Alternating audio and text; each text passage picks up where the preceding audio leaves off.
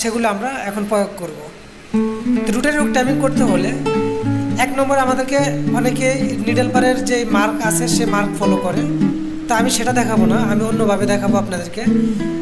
তো needle mark follow করলে হয় কি, সব মেশিনে নিডল মার্ক থাকে না, এবং কি নিডল মার্ক করে আমরা সব মেশিন ছাড়তেও পারবো না, কারণ সব মেশিন নিডল বারে মার্ক থাকে না। তাই আমি নিডল বারের মার্ক ছাড়াই কীভাবে পারফেক্টলি আপনারা রোটারি হুক টাইমিং করবেন সেটাই আমি আপনাদেরকে দেখাবো।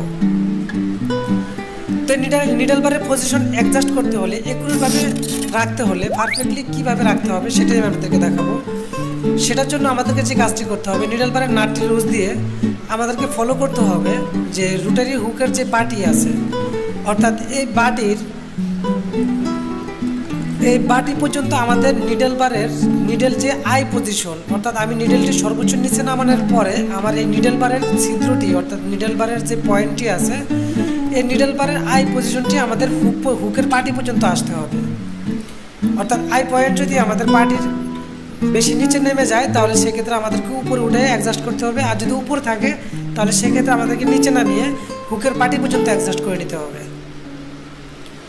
তো আমি একটু ক্লিয়ারলি আপনাদেরকে বলি, নিডল বার পজিশন সর্বোচ্চ নিচে নামিয়ে আপনারা হুকের যে পাটি আছে এই পাটি পর্যন্ত আনবেন, অর্থাৎ বাইরে থেকে মেশিনটা শোয়ানোর পরে বাইরে থেকে এইভাবে আপনাদের হুকের যে আই পজিশন, এই পজিশনটা আমাদেরকে বাইরে থেকে ক্লিয়ার দেখতে হবে।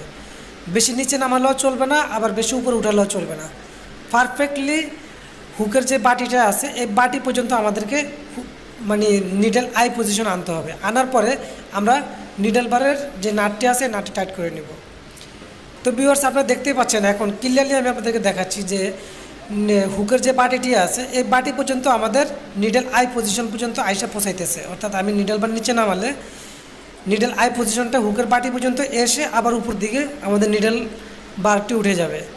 ঠিক এই পজিশনে আমাদেরকে নিডল বার রেখে তারপর আমাদেরকে হুক টাইমিং করতে হবে।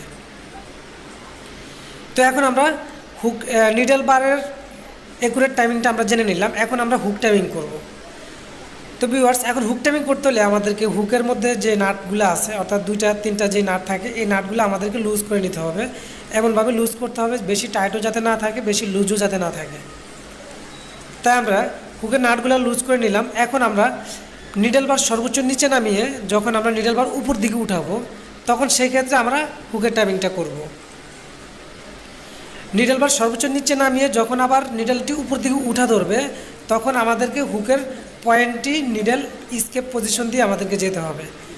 এমনভাবে যেতে হবে যাতে নিডলের সাথে টাচ না হয়, আবার দূরত্ব গ্যাপও না থাকে। নো টাচ নো গ্যাপ, অর্থাৎ নিডল থেকে 0.5 mm গ্যাপ দিয়ে আমাদেরকে হুক টাইমিংটা করতে হবে। তো ভিউয়ার্স, আমি আপনাদেরকে দেখাচ্ছি এখন যে এমনভাবে আমাদের হুক টাইমিংটা করতে হবে যাতে নিডল থেকে হুকের পয়েন্টটি 0.5 mm গ্যাপ থাকে, টাচও খাবে না আবার গ্যাপও থাকবে না। আর নিডল আই পজিশন থেকে আমাদের হুকের পয়েন্টটি 0.5 mm উপর দিয়ে যেতে হবে। আমি আর একটু ক্লিয়ারলি আপনাদেরকে পিছন থেকে দেখাচ্ছি। আমাদের যখন নিডলটা নিচে থেকে উপর দিকে উঠবে তখন সেক্ষেত্রে আমাদের হুকের যে পয়েন্টটি দেখতে পাচ্ছেন এই পয়েন্টটি নিডলের ছিদ্র থেকে 0.5 mm উপর দিয়ে যেতে হবে। তখন সেক্ষেত্রে আমাদের মেশিনটা নিডলটা যখন নিচে যাবে নিডলের সুতায় লুপ হয়ে তারপরে হুকের সুতাটা ধরে তারপরে নিডলটা উপর দিকে উঠে যাবে। তো এই নিয়মে আমাদেরকে নিডল টাইমিং এবং কি রোটারি হুক টাইমিং করতে হবে। তো ভিউয়ার্স, আপনারা দেখতে পাচ্ছেন এখন আমার মেশিনের পারফেক্টলি নিডল টাইমিং এবং কি রোটারি হুক টাইমিং করা আছে। আপনারা এই নিয়মে আপনার রোটারি হুক এবং কি নিডল টাইমিংটি করে নেবেন, তাহলে সেক্ষেত্রে আপনাদের মেশিনটি পারফেক্টলি আপনাদের চলবে এবং কি ড্রপ পড়বে না, মেশিনের সুতা কাটবে না, এবং কি মেশিনের যে ধরনের সমস্যা, নানান টেনশনের সমস্যা সেগুলো থাকবে না। এই নিয়মে আপনারা পারফেক্টলি রোটারি হুক টাইমিং করবেন। তো ভিউয়ার্স, আমার ভিডিওটি যদি আপনাদের কাছে ভালো লেগে থাকে তাহলে অবশ্যই আমার ভিডিওতে একটি লাইক করবেন, কমেন্ট করবেন এবং কি আপনাদের মতামত জানিয়ে আপনাদের বন্ধুদের মাঝে শেয়ার করে দিবেন। আর আপনি যদি আমার চ্যানেলে নতুন হয়ে থাকেন তাহলে অবশ্যই আমার চ্যানেলটি সাবস্ক্রাইব করে রাখবেন এবং পাশে যে ঘন্টা আইকন বেলটি আছে সেটি বাজায় রাখবেন। তাহলে আমরা এই ধরনের যে নিত্য নতুন ভিডিওগুলো আপলোড করি